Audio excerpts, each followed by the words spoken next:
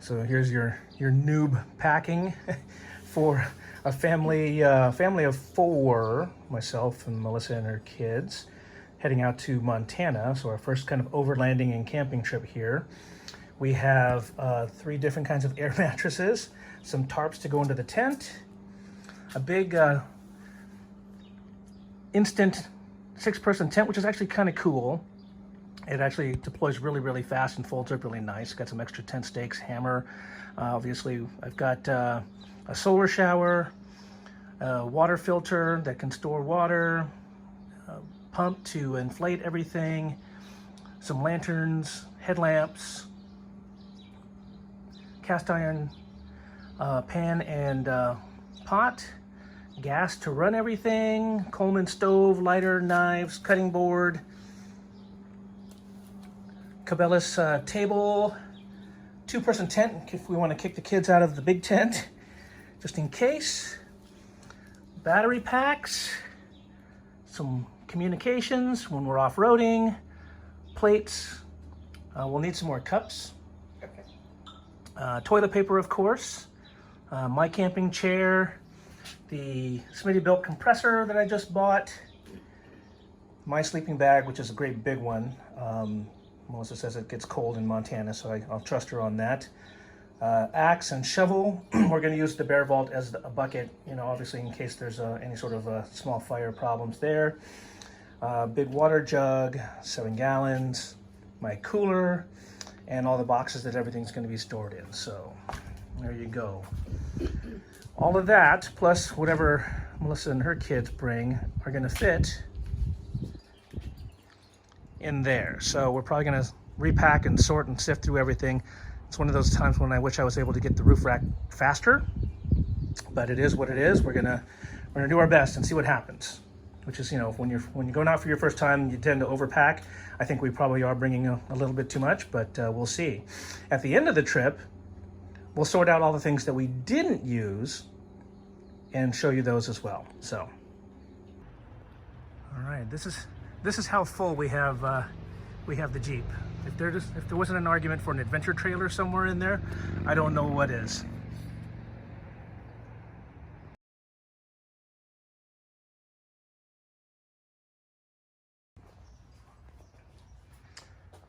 I've gotten everything unpacked from the Jeep, and minus the stuff that Melissa took with her when we unloaded everything. Big tent, the sleeping bags for the kids, and some of the food in a small red cooler. This is everything that's left. Now, pretty straightforward. I only have a few things that I would absolutely not bring again unless it was just going to be me and her. For example, the 2-person tent we ended up not using because everybody fit comfortably in that big tent that you've seen in some of the pictures. The solar shower, because we ended up not doing any dispersed camping. We wound up spending the night in an actual campground of some sort each time, and each one had a shower available.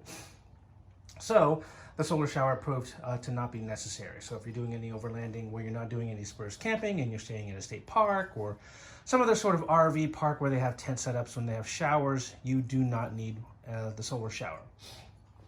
Also, we wound up not using the catered-in base camp water filter. I did use it, but I didn't need to store some water and have some clean, fresh water because each of the camps that we stayed at, Farragut and Lewis and Clark Cavern State Park and the Rambling Moose, all had water available. So we didn't need to clean potable water available, so we didn't need that. The Bear Vault, again, since we didn't do any dispersed camping, we did not need to bring the Bear Vault, although it was handy to keep the bread from getting smashed, but largely it was unnecessary. We ate most of the food. There's only a few cans of chili left. We ate all the baked beans. We didn't have any of the peanut butter and jelly. We ate most of the Oreos. Most of the Mountain House freeze-dried goods we wound up eating, especially on the last day so that we wouldn't have a lot of dishes. Over the last week, we used probably 3 bottles of propane, both for the, mostly for the cook stove. Now, I brought my Coleman lantern, which you can see there. And that's kind of I'm not really sure how to think about that, because we did use it, but when we used it, it wound up attracting a ton of bugs. I mean, it's clean now, but for the 2 nights that I did use it, it attracted so many bugs that you actually had to take it apart to clean all the bug carcasses out of it. We wound up using the the battery operated LED lantern a lot more in the tent, and only turned it on for the last few minutes of the night in order for us to kind of get all of our sleeping bags and everything else set up. And we only turned it on once the door and the fly for the tent was zipped up, because it would have attracted a ton of bugs. So because we were doing this in the summertime, mostly it was sunlight until 9:30, 10 o'clock, or it was enough light for us to move around. So very rarely did we need to use flashlights and headlamps and lanterns of anything like that. So I'm really on the fence about whether or not I need to bring that in the future. I managed to get down to a perfect cook box where I've got a cast iron pan, a non-stick pan for eggs, and a larger pot for boiling water, some knives, and some utensils. Everything fits in there really, really nicely. We had an air mattress for us, for Melissa and I. We also had 2 smaller ones for the kids. My camp chair, that worked out pretty well. The inflator for the air mattresses worked out pretty well. The kids had some struggles trying to figure out one-way valves, but it worked out okay. The camp stove, of course, was used, both burners. The SOG Tomahawk turned out to be fairly useful because I was able to splinter some, make some wood, chop some wood for our campfires. And then finally the Yeti, which turns out, that's another one that I have mixed feelings about. It holds a lot of stuff very well. It keeps things cold. Let's back that up. It keeps things cold very well as long as you don't need to get into it every day. After the 3rd day of getting in and out of it, because we were getting our eggs out of it and everything else, the ice was mostly melted and we had to find ice. And in the panic of 2021, a lot of places were out of ice. Apparently there was a shortage of ice. Probably not so much in the future, but for a while there, for a couple days, we couldn't get ice. And we had to actually stop a couple times when we didn't want to in order to get it. So that might be my strongest argument for getting an ARB or a Dometic refrigerator in the back of the Jeep, so that we can get in and out on a regular basis and not have to worry about ice.